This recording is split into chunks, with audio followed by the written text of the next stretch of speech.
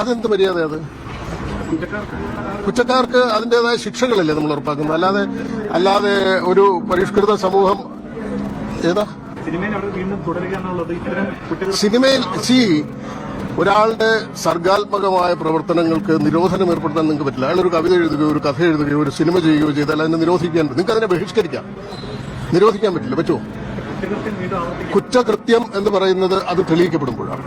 കുറ്റാരോപിതർ എന്ന നിലയ്ക്ക് വേണം അവരെ ഇപ്പോൾ കാണാൻ. അങ്ങനെയല്ലേ അതിന്റെ ഒരു സമീപനം വേണ്ടത്? എങ്ങോട്ട് മാറി നിൽക്കാൻ? രാജ്യം വിടണോ? അങ്ങനെയല്ല. അവർ ഈ സമൂഹത്തിൽ തന്നെയാണ് ജീവിക്കുന്നത്, തുടർന്നും ജീവിക്കുന്നവർ തന്നെയായിരിക്കും. അവർക്കെതിരെ ഉണ്ടായ ആരോപണങ്ങളിൽ സത്യാവസ്ഥ ഉണ്ടെങ്കിൽ അത് പരിശോധിക്കാനും അത് അന്വേഷിക്കാനും കണ്ടെത്താനും യുക്തമായ നടപടികൾ സ്വീകരിക്കാനും ഞാനും നിങ്ങളും ആഗ്രഹിച്ചാലും ഇല്ലെങ്കിലും അതിന്റേതായ സംവിധാനങ്ങളുണ്ട്. അത് മുന്നോട്ട് പോകും. ഞാൻ ഈ പറഞ്ഞ മറുപടിയിൽ ഇതെല്ലാം ഉൾപ്പെടുന്നില്ലേ?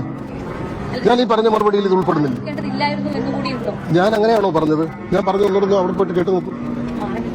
മാറി നിൽക്കാൻ ഞാൻ ചോദിച്ചത് നിങ്ങൾക്ക് മാറ്റി നിർത്താൻ പറ്റുമോ? നിങ്ങൾ എത്ര പേരെ മാറ്റി നിർത്തിയിട്ടുണ്ട്? മാധ്യമരംഗത്ത് ഇതുപോലെയുള്ള ആരോപണങ്ങൾ നേരിട്ട ആളുകളെല്ലാവരും അതേ മാധ്യമം അല്ലെങ്കിൽ മറ്റു മാധ്യമങ്ങളിൽ ജോലിയിൽ പ്രവർത്തിക്കുന്നില്ലേ? അങ്ങനെ മാറ്റി നിർത്തൽ